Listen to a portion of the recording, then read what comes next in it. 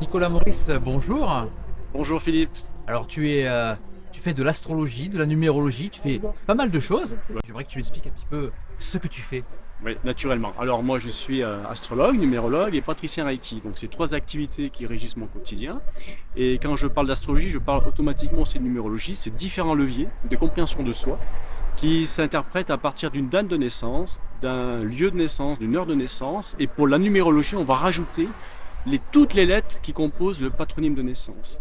Et là, c'est un outil qui nous permet de se connaître profondément, de cycler notre vie. J'ai fait une conférence sur ces salons de Lausanne qui explique tous ces cycles de vie. Les lettres, les nombres, les planètes nous donnent plein d'informations sur ces cycles de vie à, à comprendre, à activer, à anticiper les choses, à préparer les choses et comprennent aussi sur d'autres leviers tout ce qui est d'ordre karmique, que ce soit en astrologie ou en numérologie. Il y a différents facteurs célestes ou ce qu'on appelle des dettes ou des inclusions, des karmas d'évolution en numérologie qui nous permettent de situer si on a des dossiers majeurs à traiter qui vont revenir, qui vont se présenter.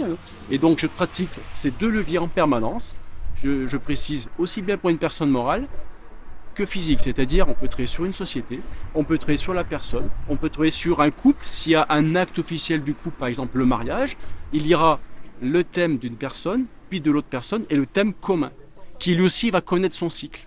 Voilà. Alors ce thème commun, tu maries numérologie et astrologie. Systématiquement, j'aime bien travailler sur ces deux leviers pour deux raisons. Déjà parce que je suis un grand passionné, puis ça c'est quelque chose qui me botte énormément, mais le risque d'erreur est beaucoup plus limité. Parce que souvent, surtout en astrologie traditionnelle, je pratique beaucoup l'astrologie traditionnelle, et on dit souvent qu'il faut que la promesse se répète pour qu'elle soit assurée. Si je n'utilise qu'un seul levier, c'est possible, mais peut-être pas. Et le fait d'avoir ces corrélations, les nombres ont des correspondances, des analogies avec certaines planètes, eh bien, le risque d'erreur est tout à fait infime, notamment dans les grands cycles de vie. En numérologie, par exemple, on va calculer 4 grandes périodes de vie, ou 3 cycles. On va retrouver ces périodes et ces cycles en astrologie avec les nœuds lunaires, avec le retour de Saturne.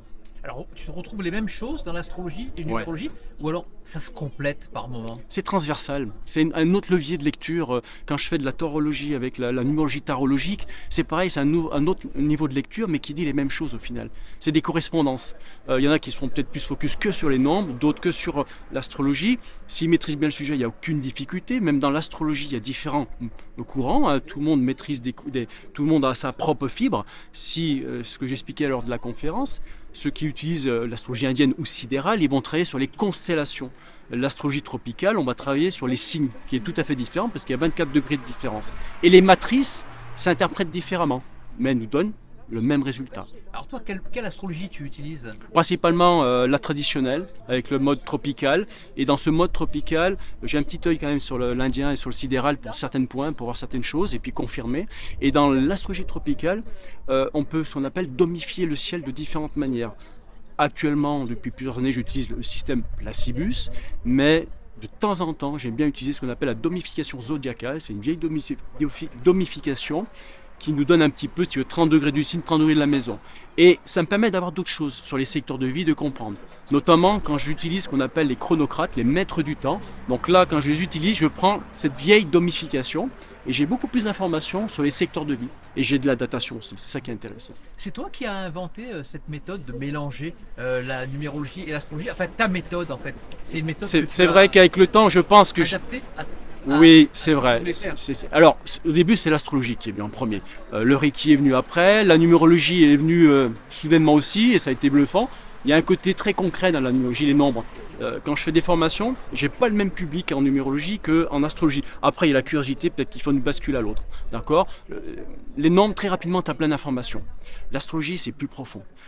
C'est un puissant fond. C'est vraiment un puissant fond. Et c'est vrai que du coup, ça me plaît tellement. Et je teste, je pratique, je teste avant de prouver que ça marche. J'aime bien que ça me donne quelque chose de concret dans le terrain, y compris dans l'astrologie. Et tous ces apprentissages que je poursuis en permanence, d'accord, eh bien, je fais une synthèse de tout ça.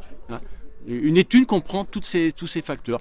C'est bien d'avoir ces clés numérologiques parce que c'est un nombre qui va donner une vibration, qui va définir tes mois, ta journée, tes trimestres, tes objectifs et plein de choses très, très particulières. Il y a des clés plus spirituelles, plus profondes. Donc c'est un tout en fait. Est-ce que je suis le seul? Je ne sais pas. Mais comme je travaille, certainement, oui, parce que je vais même proposer des formations très spécifiques. Est-ce que tu considères l'astrologie et la numérologie comme un art divinatoire? Non, alors, ça dépend comment on l'aborde. Non, non. L'astrologie par elle-même, c'est vraiment, pour moi, c'est une science. Alors, grand dilemme dans le nom science, mais c'est la seule science qui a traversé toutes les civilisations, tous les millénaires, toutes les époques, elle est encore présente, avec différents courants. Les plus modernes, il va y avoir de l'école d'Hambourg, l'astrologie uranienne qui va fonctionner tout à fait différemment. Si on veut faire du divinatoire, j'appelle pas ça du divinatoire ni de la voyance, mais tu as un courant qui s'appelle soit de l'astromancie ou la numéromancie.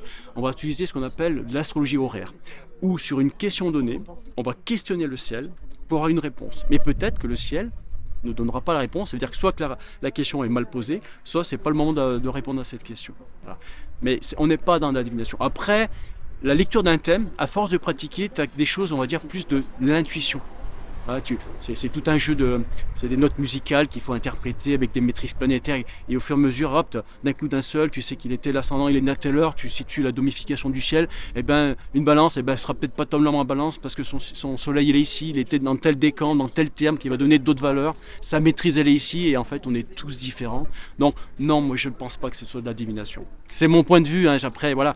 Puis il y a tellement de travail, il y a tellement d'introspection en amont qu'on fait une étude, on peut la faire flash, comme ça flash, ça reste flash, il y a plein d'informations, mais quand on veut creuser, on a vraiment beaucoup d'informations. Est-ce que tu voudrais rajouter quelque chose avant qu'on se quitte?